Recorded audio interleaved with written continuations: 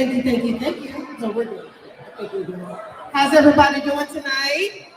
Today, this afternoon? All right, for those of you who have not met me, my name is Dr. Rhonda Lawson, and I will be doing the interviews for all of our featured authors for today. And I love doing this. This is my 6th year being the literary correspondent for the National Black Book Festival. And one of the reasons why I like doing this festival is because I get to talk with fabulous people like this lady right next to me. And I met her when she first wrote her first book, Every Woman Needs a Wife.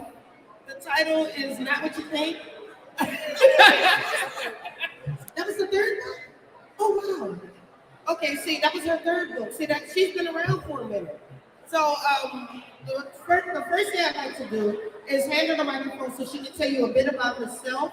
And then we're going to talk a bit about her journey being an author and then what she's doing now for the literary community. Thank you so much, everyone that came out to sit and listen. I am Naleighna Kai. I was adopted by my biological mother. I was adopted by my biological mother. It's like, wow, yeah. See, what had happened was, when my mother gave birth to me, she signed into the hospital as her sister. And when she came out, she gave me to my aunt, who now became my mother. And then 18 months later, my aunt killed a man who killed her husband, and she ended up in prison. And I landed back where my biological mother never wanted me to be.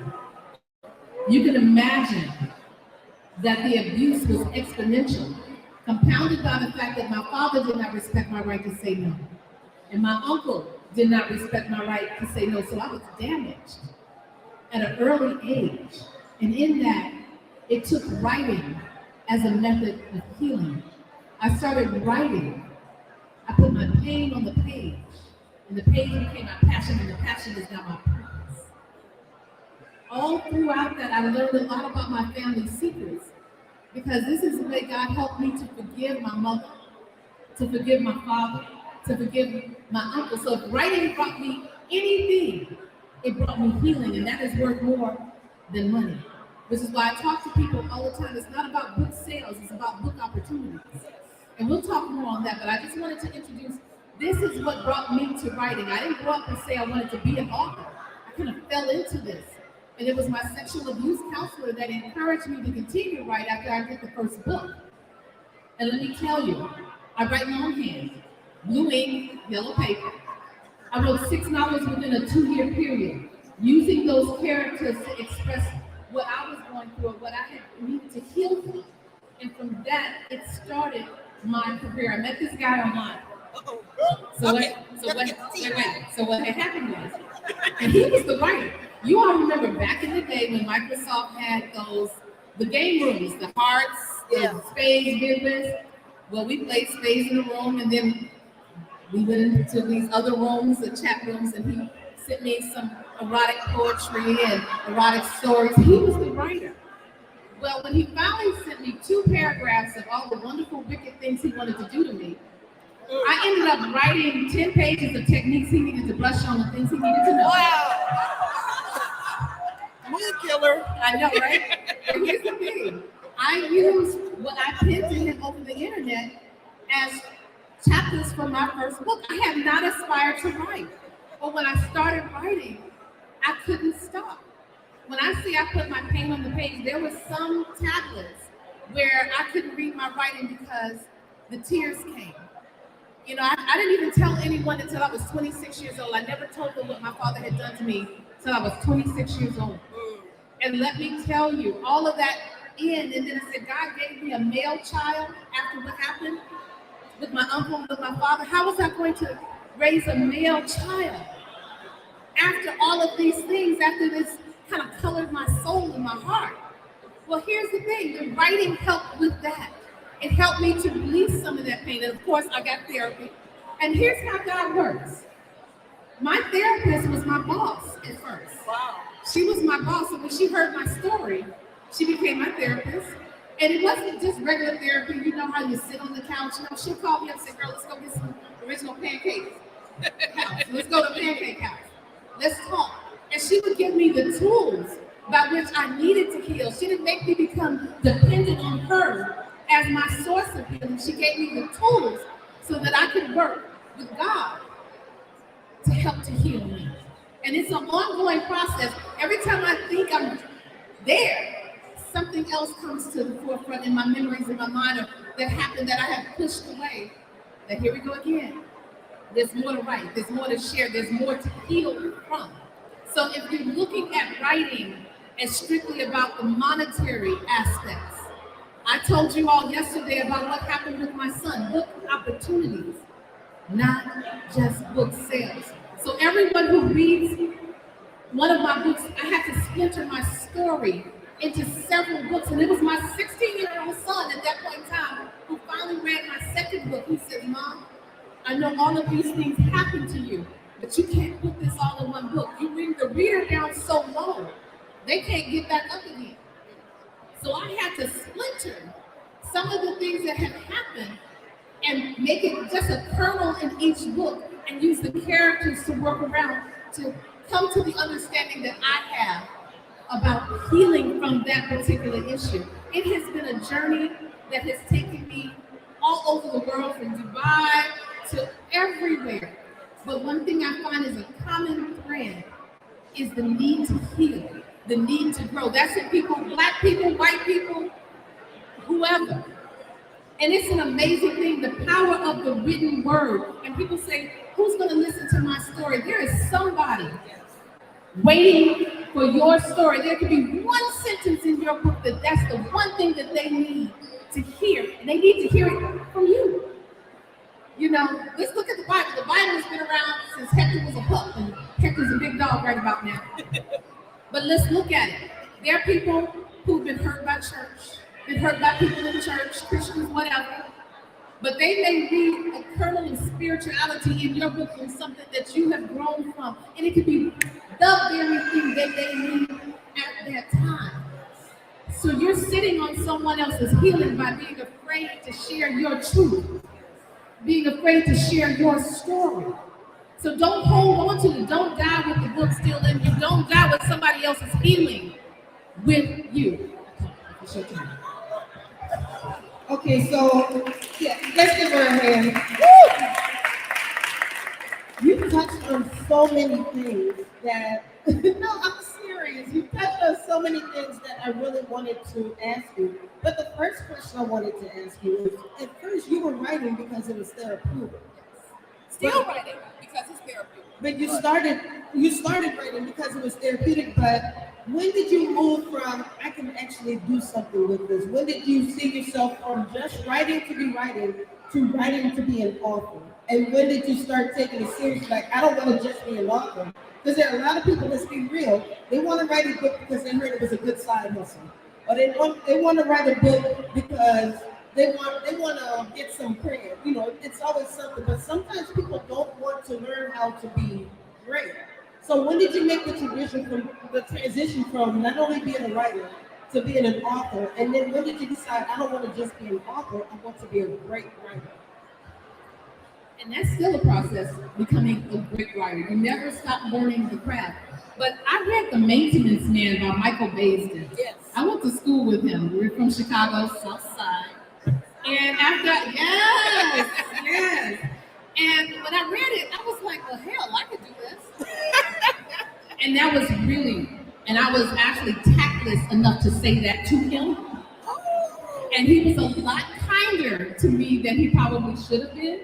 He gave me his cover designer, his printer, and his editor. I used 2 out of the 3. And that's how I started the journey, because back then, that was the graduate class of Black authors, Rhonda Lawson, yes. Mary Monroe, yes. Pat George A. Walker, Elin Harris, yes. Mary B. Morrison. Yes. They all started off self-published. And so you saw them getting their hustle on with Elin Harris would sell it at beauty shops, you know, and then all of a sudden the major publishing houses came calling with these 6-figure deals, and they created a path for us to publish our books. It used to be we had to go through the gatekeepers. There were a lot of publishing houses, they had white editors. They didn't understand the Black experience.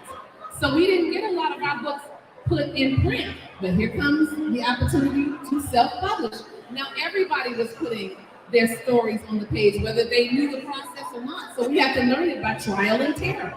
So for me, at least, I got a good head start with an editor, a good cover designer, a good printer. But everything else was learned along the way. It was lessons. It was you learn that family can be very interesting. Yes. When they think you have a book and they also think you start making a lot of money from it, they don't know how much that you have to put in there and that you're paycheck to paycheck. And at one point, I wanted to only be with Black distributors and Black bookstores, and that's when I learned to become a collections agent. And I learned that I also now want all the money. I don't want just Black money. I want all the money because my story could resonate with everyone. And that's a key point. We have a market, and people didn't really believe that Black people read books, but it wasn't a lot of our stuff out there. We were tired of reading everybody else's stuff. So we were glad when Black authors started being published, and all of a sudden it was like, now they open up. It was a big boom. Then we had a Black line at Harlequin, a Black line at South and a Black line at all of these major publishing houses. Why? Because they were trying to feed the beast. All of these now Black book clubs became a thing. Of course, they weren't about the books; it was about the food. But that's a different story. But all of a sudden now, women are saying, "My husband said I can't bring another book in the house because my shelves are overflowing." That's a good problem to have. Yes. But we didn't have that 25 years ago. So now we don't have to wait on the gatekeepers to publish us, to put our stories out there. And the hardest thing for authors isn't the production of the book itself, it's the marketing of the book. Yeah. Making sure that everyone knows that the book is out there. So we're bridging that gap. Social media has been a great thing for us when it comes to that. But they're finding, and look at, what is it, Children of Blood and Bone. Yes. Just blossomed and went out there. There's so many Black authors that are being picked up by major houses, but we still have that gauntlet to go through because most times those publishing houses are getting young editors out of college.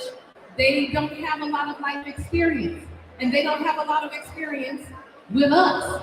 So when they're working on our books, they kind of sometimes edit the Black out. Yeah. But you don't have to go. That's not a word. That's not a word. You use too much slang and this, that, and third. But my thing is, you have an option, and this is where I decided. I enjoy being self-published. But then, because self-published authors were outselling traditional publishing houses, my son's first book, the things I can tell you, he sold 700, when he was 16.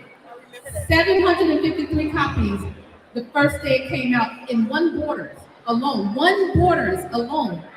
We were outselling the traditional publishing houses. So what did they do? They threw up a gauntlet. Now you had to get a distributor. You couldn't walk into Borders and ask the manager to carry your book.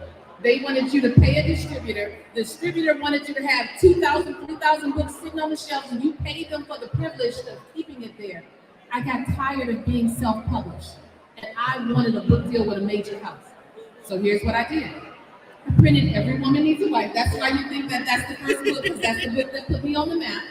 I printed 50 copies of it, and I gave away those copies at Book Expo America, and 2 publishing houses came calling and saying, "We want to pick you up." Awesome. But why I signed with Simon & Schuster is they also wanted to pick my son up because I printed 50 copies of his book, Superwoman's Child, Son of a Single Mother, and I gave that book away along with mine. So we both got a book deal with a major house on the same day, and they weren't even playing. They faxed that contract. So I was at a Raw Sisters event in Atlanta. They faxed the contract. I got a call from the front desk that said, "You got a fax down here." They hunted me down to give me that contract. And you think, "Oh, I'm with a major house. Life is good, right?" It was. But see, now the real hustle begins. Yeah. Because your book is only on the shelves for 3 months. And if it isn't flying off the shelf, they blacklist you. You have to understand, publishing houses put their money in the people who are already making the money.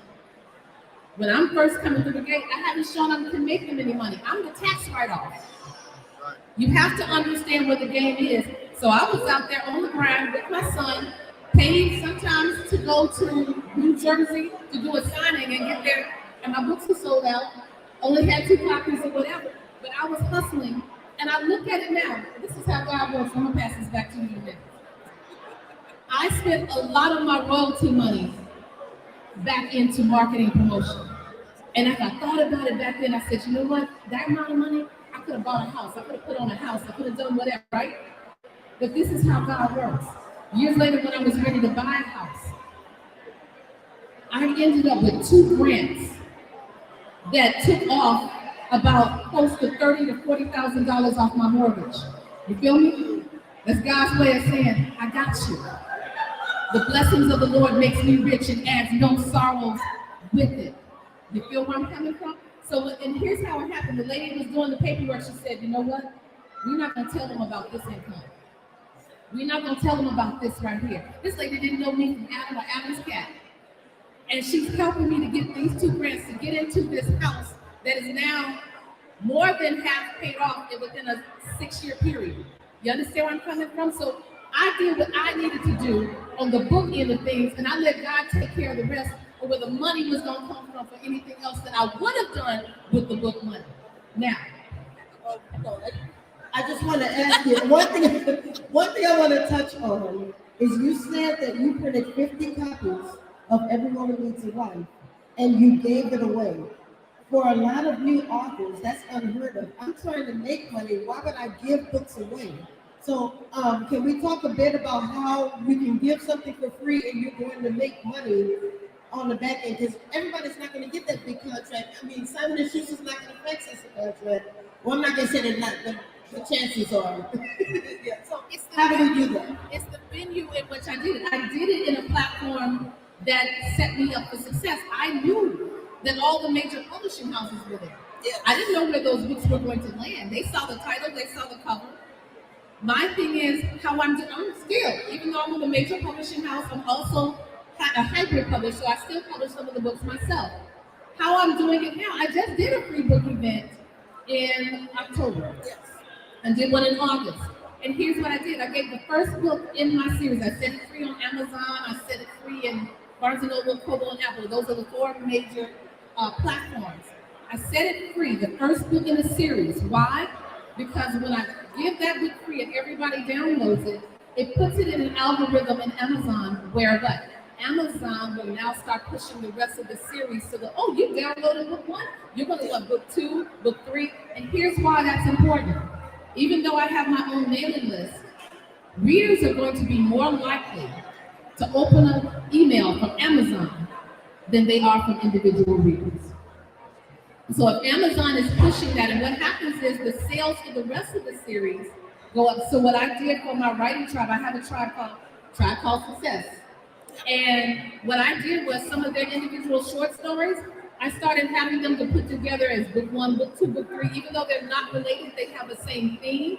Why? Because we put book 1 free, then the other 2 books in the series gain more sales. We put book 2 free, book 1 and 3 sales. So that's why learning to give away in order to, on particular platforms, can bring you more income. With that, it did. It was a good year. And back then, that was the place. Yes, strategic, definitely. You're not giving people free books just because they don't want to buy a book. You're being strategic about who gets them. Exactly. Absolutely. Now, can we talk a little bit more about Tribe for Success? Excuse me, I said it wrong. A Tribe Called Success. Yes, a Tribe Called Success. Can we talk a little bit more about it? What is that tribe, and how has it grown, and how did it get started? I was at RT Book Lovers Convention. I've been a consultant for years. I've done editorial, I'm a developmental editor, I'm a literary agent, a publishing consultant, a marketing consultant. I was at RT Book Lovers Convention, and there were 10 women. They started, it was the Indie Love, I think that was called. And they did a book together. It was an anthology, it was a summer read. And then they did a book on writing and publishing. Well, those women, they had one person there that was a New York Times best-selling author. Those women cross-promoted each other. And all of them landed on the New York Times bestsellers list. The person at the top of the list carried the rest of the people in the list forward, right? So I'm sitting there listening to that. I don't think I listened to the whole session because I knew that's all I needed to hear because I already had my people. I had people who have been with me for several years. I represented them as agent. I had done editorial work for them. All of that, and I got on the phone. You should have seen me. You would have thought I was a drug dealer because I was hitting those phone numbers like, look, call XYZ, get them on this line. Call XYZ, listen. And I had a meeting, and I talked to all of those people right there in the lobby. Let's do this. And I took 12 people. I didn't do 10, I did 12. I figured it was a tribe. Tribe of Israel, we had 12, it's 12. And let me tell you, it was some of the best work we did. We did the same exact formula. We did an anthology called Sugar, Science and Delivery. We did that one, and then we also did Burying It All, the ins and outs of publishing. The same way that these other women had done it, we emulated that, and let me tell you, Harlequin came and said they wanted to see work from all 12 authors so they can pick them up to be with a major house. All of us experienced a different level of success because we collectively did it together. Now it has evolved. We went from, it was Macro Literary All-Stars back then. Then it changed the name to Naleighna Kai's promo partners. These are people who were not writing together. These were people who just wanted to get their marketing on. So we did that, and then we shifted back into doing another anthology. It was supposed to be Sugar Anthology, Spice Anthology, and Everything Nice Anthology. Well, when they saw how much work the marketing was going to be put in, so we ended up with Sugar Spice. I don't know where Everything Nice went, but that one didn't get published at that time. But we marketed and we wrote those together, and then later we split them apart into individual stories because they did the work that they were supposed to do. We cross-promoted. Some people learned that as national best-selling authors, both is in there, landed on the national bestsellers list across the board, where they hadn't been before. So whoever was at the top of the list carried everyone else over. We also had a New York Times bestseller that came in. So the tribe consists of people who are first coming through the gate, debut authors. There are people who have been established, people who are New York Times bestsellers, national bestsellers, award-winning authors. But what it is, it's not just a writing group, and I'm saying it's a writing family. We've carried mortgages when people lost jobs. We've carried car notes. We've paid med bills. We bought computers when somebody's computer crashed. We can do a computer within 2 days. Hey, y'all, such and such computer crash. What you got? Okay, I got 5 on it. I got whatever. So my thing is, we understand about this writing journey. It isn't a solo thing. People think it's all by yourself. Yes, when you're in that room, you're writing, yes, but the marketing and promotions, as well as trying to upscale or up-level your writing and getting to the major house, that takes a tribe. And I love my tribe. And they're our family. They were here on the Zoom. If y'all saw me up there with my computer, y'all saw me. They were checking in to make sure I was doing all right here. I'm by myself here in Houston. My son is at work. My son lives in Houston. He does all of my covers. So if y'all make sure y'all have this, you can see his cover work. And because of his cover work, we got the attention of a traditional a major publishing house said, send us everything you got. Send us everything you got. I turned in 118 proposals within a 2-week period. When I say I was tired, I won't even give you the R. I was tired. But it was worth it because Tribe looks to me to carry them into the next level. They got the writing down pat. They got the branding down pat. So now I tell them, and I will tell everybody this, do not knock your self-publishing path. Because even major authors like Brenda Jackson self-publishes. J.D. Mason self-publishes. We're a major house. But the thing about it is, you use the traditional publishing house to help you establish your platform enough to sell your backlist that you self-publish. That's the key point. People don't realize. They think that when you get with a traditional publishing house, it's the end all and be all. But until you make them those numbers, you use it particularly to help to sell your backlist in such a way that you can write for a living. You can retire from that 9 to 5 because your books are paying for your life. And this is what I also established with Tribe. Let's pay down these bills. I had a consultant come in that does the financing and all of these things. How much money do you need to retire? Let's work towards that. Let's get these bills down. Let's get these credit cards gone so that it's different. You only need to bring in $60,000 versus need to bring in $180,000 because all you are paying is what? gas, light, telephone, pay off the mortgage, pay off all of these different things. So we're being smart about this process. So when I say tribe is family, I'm not lying about that. Well, I'm sticking with the Tribe Called Success because you just made it sound super fabulous, and it is because I'm in the group, so I know it's fabulous. But I don't want people to think that okay, yeah, I just wrote a book, my cousin edited it, and I'm going to go ahead and join the Tribe Called Success so they can carry me to the top. There's a process that you put your authors through. Can we talk a little bit about that? Like, because you've talked a lot about it. I know there's going to be people who want to be a part of it now, but there are layers to this, as you said before. My thing is the people who are in tribe right now, they watch there's 6 videos that they had to watch. They also use my son for the covers. They also use our in-house editors because they are national best-selling authors as well. We are trying to make sure the content, covers, cross-promote. Those are the main foundation for tribe. There are people who take on 2 out of the 3, and I shift them over into alumni. We have Tribe Called Success, I have the All Tribe, and then I have Tribe Alumni. Everybody is not always in it for the long part of the journey. They may get in there, they learn what they need to, and they're gone. And it's cool. But the main people, Tribe Called Success, covers, content, cross promote. That's the key thing. 6 videos that I have, and some tribe members have done it on branding, on editing, on writing for particular genres, writing to get picked up by a major house, learning the different formulas. Everybody in tribe had to do that. I don't care if you were already a New York Times best-selling author. Everybody had to have the same foundation, as well as understanding that it is not a competition. And that's why if you've ever seen us at an event, you can see tribe lay it all out. You can say, what kind of books you like to read? Oh, it's mystery. Oh, that's your one. Oh, I like romance. That's your one.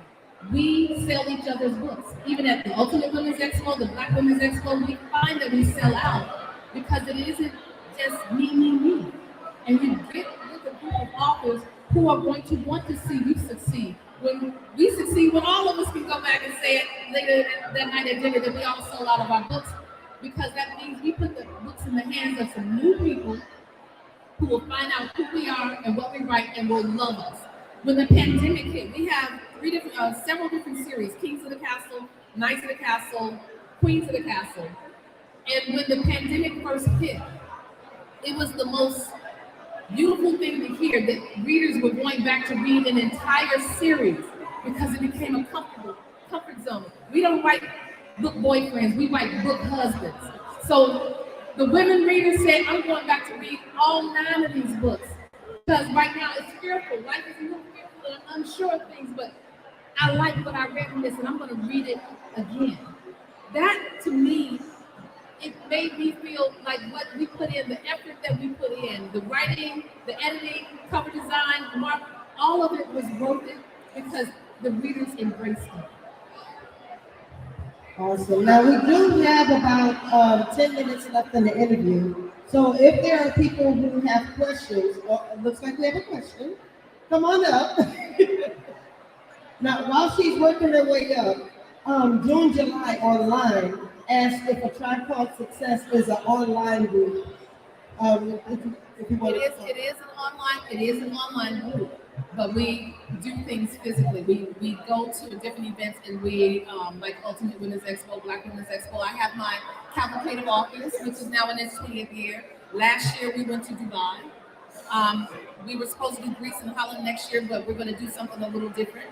We've done it at the Atlantis Resort, so we travel together. But we're also online is what keeps us connected. But when we're together physically, man, it's killing me.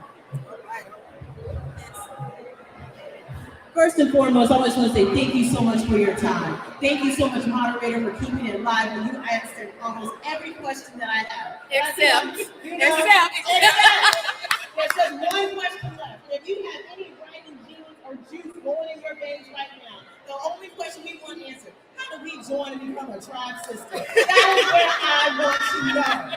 But madam, must be you to be in your good gracious, and just be able to be sitting a third seat at this table next year. That's what I want to know. Thank you so much. Okay, so what had happened was recently, because I got a mentorship. I've been a literary agent for 18 years. Recently, I got a mentorship with the Seymour Agency. And what happened is, in that mentorship, I had to shift gears. I work a 9 to 5, I work at a law firm. I had to shift gears into focusing on getting proposals and getting book deals, which means I closed the doors for now. I closed the doors for now to having any more people come into tribe because it's work. Let me tell you, it's not an easy process, and everybody doesn't make it. I did a 30-day challenge when Clubhouse was a thing, came real big in the pandemic. Started off with 18 people, ended up with 4. It's not an easy process because people believe they want to do this writing thing. They had to finish their book in 30 days, number one. And it's a new book. I don't want any to start from scratch because you have to learn our way of writing, our formula for writing. That, as well as the cross promotion, all of the things. I have a checklist that everybody needs to go through in order to become tribe. Everybody doesn't make it. And the thing about it is, the amount of bandwidth that I have right now is not there. But here's what I would like for you to do. Pick up my book, The Right Stuff. It's 99 cents. The Right Stuff, the marketing stuff. And then there's another book I have called The Blueprint for Writing and Publishing. Start from there, okay? Start from there. Because right now, my focus with them doing this mentorship, and as soon as it was done, they weren't going to pick up everybody to go into this house. It's the Seymour Agency. I can say this out loud because they advertised it. Now, they said, we don't have a problem making you a full agent with this house. We need to see what you got. My focus right now has to get all of my current tribe members book deals with a major house. Then I can open the doors for new people because not only that, I will have people who have been through the entire process, came out on that side, that can help me through this process to make sure it's a lot of bandwidth. When I say it's like family, I'm holding secrets right now that I will take to the grave. They will be the first one they call if they're on their way to the hospital. If you see the text right now, somebody's on the way to the hospital, this, that, and the third. Okay, y'all, prayers up, such and such. That's a lot to process. And I don't want to cheat anybody to bring them in, and I can't give them the same that I gave the other tribe members coming through the door. So now my agent hat is on because this is ultimately what we have wanted is those books deals with major publishing houses. We've done the self-publishing thing. We've done the hybrid thing. Some people already had deals with major houses, and because their lines closed down, remember Kamani closed down in Harlequin, they got rid of their black line. My thing is, I don't want to split the focus and cheat the people that I'm trying to get through the doors of a major publishing house by taking on new people who are going to, it's almost like I just got them off the tip. I can't put nobody else on the tip right now. The milk is dry. But I want you to start with those things that I told you about. So I'm not saying a fast no, I'm saying a slow maybe. Okay? Thank you for asking the question. I knew it was coming. You saw I was evading. I wasn't trying.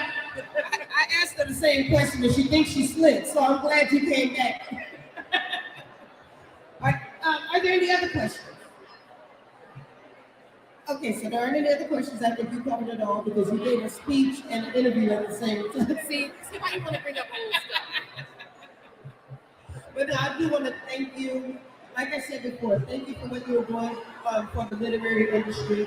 Thank you for what you were doing with keeping authors motivated. Every time I've ever had a conversation with you, I always feel like I can just start writing right now and I'm going to get it done. So I thank you for the encouragement that you give me and to other authors. So yeah, you might not be able to get into the tribe right at this moment, but it doesn't mean that you have to stop. But just keep writing. I can put you with a tribe member. That's the thing too. I can put you with a tribe member who can walk you and get you through that process. La Amate is one of the people. Hiring is one of the people because they were part of the challenge. So I'm glad I thought of that. So I don't need to leave you hanging. But the thing about it is, it won't just be me all the time. And I have to be real honest and open about that because I want everyone to succeed. So get with me and I will give you their information because they worked with me on the last challenge of bringing people through. And I will say on the challenge itself, those 4 women that made it through, they accomplished some things that I have never been able to accomplish. They stayed #1 on the bestsellers list for 4 to 6 weeks. 4 women who had never published before. I've never stayed on there longer than a week. So they achieved further than what most of the tribe have. These are the babies of the family. So they have the right formula and they have the right people behind them. Come to talk to me after I'll sit at that table or whatever. And make sure you buy my book. They got the books back there. Yeah, they have 3 of my books back there. Please come back there. They brought them here. Let's sell them out. But also, too, I will put you with who you need to be with, okay? You're quite welcome. All right, I'm sorry, there is one more question. We have to make it quick. Come up here. Okay, I got you. She wants to know the name of the books that are on the table. The name of the books on the table is Loving Me for Me, and I'll get that one. Hold on, but let me do a little shameless plug here. Loving All of Me, Stop in the Name of Love, and Sugar Ain't So Sweet. But the other books that you pick up about the right stuff, the marketing stuff, the blueprint for writing and publishing. That particular book I did with my son, who was published when he was 16, and it came from a short story that he did from an English assignment with 7 pages that he did. And in those 7 pages was a scary story, and it was so scary that I ended up getting called up to school. The police were there, the superintendent was there. Well, they asked him to write, and most of the students wrote Jason, Friday the 13th. He said, that wouldn't scare me. What would scare me is to have to kill one parent to protect another. Yeah, and he wrote it in first person. I read those 7 pages and I said, son, if you give up 1 year of your life, this will change the trajectory of your path forever. He did. I put him with an editor back then. He wrote it at 15, was published at 16, and let me tell you, he ended up with a book deal with a major house, and then he wrote book 2. And he got a 4-year action to Fisk. Also, he was nominated for an NAACP Image Award.